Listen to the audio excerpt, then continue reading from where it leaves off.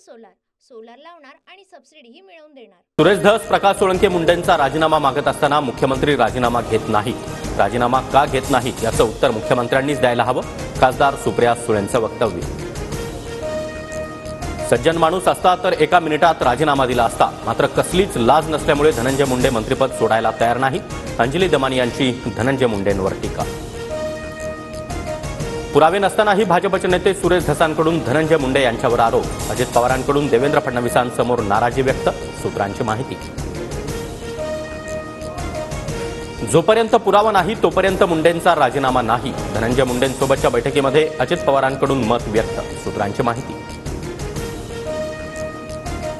बीड प्रकरणामध्ये अजित पवारांना कोणते पुरावे हवे? अजित पवार ॲक्सिडेंटल नेते, महाराष्ट्राचे नेते असते तर धनंजय मुंडेंना मंत्रिमंडळातून वगळलं असतं।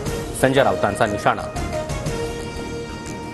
शरद पवार आणि अजित मनसेची महायुतीसोबतची युती एकनाथ शिंदेंमुळे फिसकटली। मनसेच्या बैठकीत नेत्यांचा सूर। विधानसभेत झालं ते विसरा। मुंबई महापालिकेच्या निवडणुकीच्या तयारीला लागा। मनसेच्या बैठकीत राज ठाकरेंचे आदेश।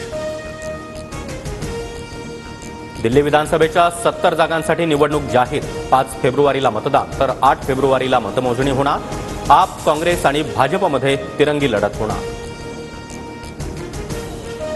ईव्हीएम हॅक होऊ शकत नाही। ईव्हीएमची प्रक्रिया पूर्णपणे पारदर्शक। जनरल आरोप करू नका, नेमका घोळ कुठे झाला ते सांगा।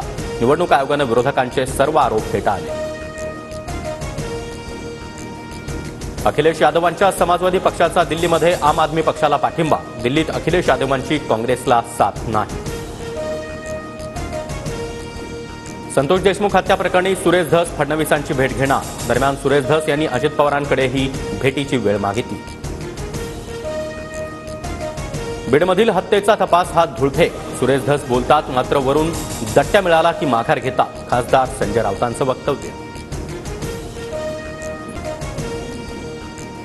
सोलार सोलार लावणार आणि सबसिडीही मिळवून देणार।